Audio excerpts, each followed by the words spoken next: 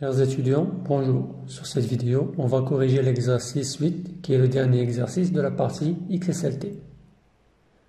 Pour ce qui est de l'énoncé, il est demandé de créer une transformation XSLT pour formater l'affichage du document étudiant.xml au format HTML. Il est demandé de créer un template générique pour formater l'affichage de deux valeurs. La première en gras avec les caractères en majuscules et la seconde avec seulement la première lettre en majuscule. Les deux valeurs devront être séparées par un espace. Et par la suite, il est demandé d'appliquer ce template pour l'affichage des noms et prénoms des étudiants sous la forme d'une liste ordonnée suivant le nom. Pour ce qui est du document XML pour lequel on veut faire la transformation, il a la forme suivante. Il possède une balise racine liste qui contient plusieurs balises étudiants. Et chaque balise étudiant possède 4 sous-balises qui sont le nom, le prénom, le sexe et le master. On va maintenant créer notre document XSLT qu'on va appeler par exemple étudiant4.xslt.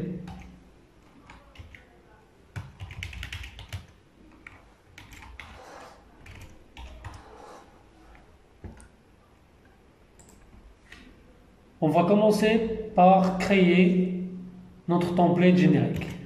XSL template. Un template générique, c'est un template qui possède un attribut nom. Je vais l'appeler générique par exemple. Il est demandé dans l'exercice de formater l'affichage de deux valeurs. La première avec tous les caractères en majuscules en plus du fait qu'elle doit être en gras. Et la seconde avec uniquement la première lettre en majuscule. Alors, déjà, on doit créer nos paramètres. Donc chaque paramètre, il va posséder un nom. On va les appeler P1 et P2. Et par la suite, on va spécifier le format suivant lequel ces valeurs vont s'afficher. Alors, on va créer un span pour la première valeur. Alors, on va utiliser du style CSS. Alors, on a forward qui va nous permettre de mettre le texte en gras. Et pour mettre le texte en majuscule, on a text transform qui peut prendre plusieurs valeurs entre lesquelles on a uppercase qui va mettre tous les caractères en majuscule. Par la suite, entre la balise ouvrante et la balise fermante de span, on va signaler la valeur de notre paramètre avec XSL value of et on va donner le nom de notre paramètre qui est ici P1. Ensuite, on va mettre un espace pour séparer les deux spans. Donc là, on a le choix, soit on utilise XSL texte avec un espace ou bien on va utiliser le caractère spécial A-160 point virgule pour séparer les deux spans. Et le second span, on va lui appliquer un style avec text transform qui va prendre comme valeur capitalize, qui va permettre d'avoir la première lettre seulement en majuscule. Et de la même manière, on va signaler la valeur de l'attribut P2. Donc là, on a fini notre template générique. On va maintenant créer notre template qui va transformer le document étudiant.xml. On va mettre les XSL output,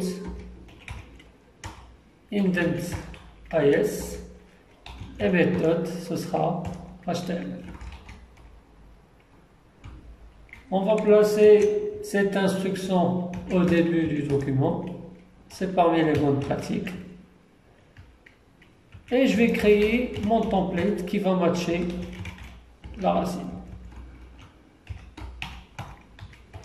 Et dans ce template, je vais créer une arborescence HTML normale.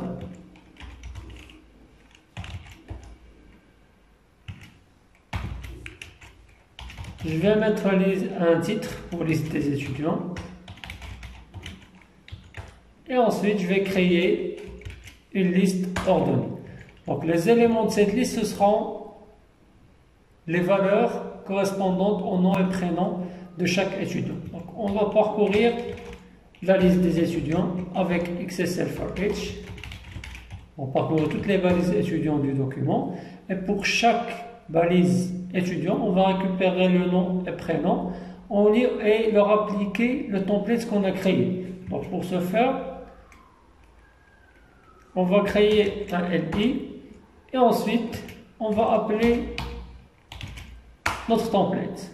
Il s'appelle générique et on va lui donner les paramètres.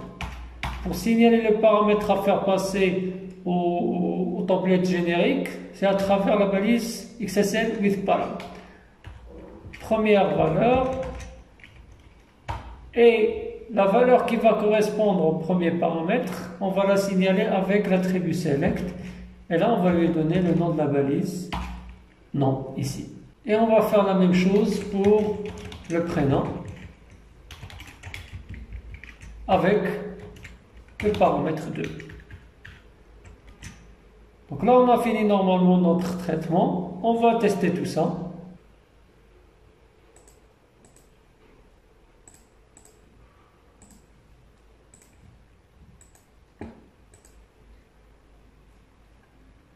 Alors ça c'est le résultat obtenu après la transformation. Là comme vous le voyez, tous les noms sont mis en majuscules. Il y en a qui sont mis seulement en minuscules parce que là, le problème c'est que l'éditeur ou la vue XHTML d'Oxygène, comme on l'avait dit précédemment, il ne supporte pas toutes les propriétés CSS. Donc on peut enregistrer les résultats, vous mettez un bouton droit n'importe où sur les résultats, enregistrer les résultats, et là on va donner un nom. Donc puisque c'est un format HTML, on va signaler l'extension .html. Et on peut aller vérifier tout ça.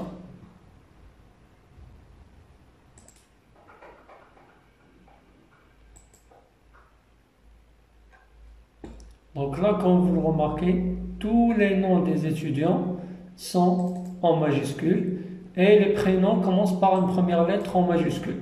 Il y en a certains sur lesquels le style ne s'est pas appliqué parce que déjà sur le document, ils sont en majuscules. Donc pour contourner ça, on va utiliser une fonction XPath. Aussi, on a oublié d'ordonner le document. Donc on va résoudre tous ces problèmes.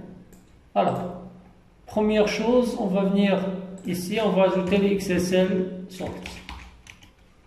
On va utiliser le même principe que l'autre jour. On va trier suivant le nom en majuscule ou en minuscule.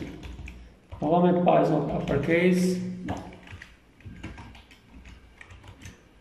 Aussi, pour contourner le problème des prénoms qui sont en majuscule, on va aller dans le template générique et dans la valeur, ou plutôt la balise XSL value of du second paramètre, on va mettre la valeur à lowercase en utilisant la fonction lowercase qu'on va appliquer sur le second paramètre.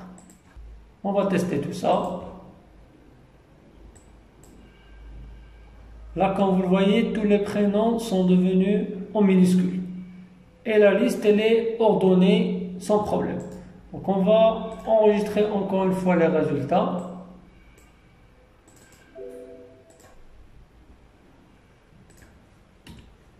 Et on va retester. Donc là, comme vous le voyez, les noms sont en majuscules et tous les prénoms commencent par une lettre en majuscule. Et la liste, elle est ordonnée suivant le nom. C'est tout pour cet exercice. Bon courage.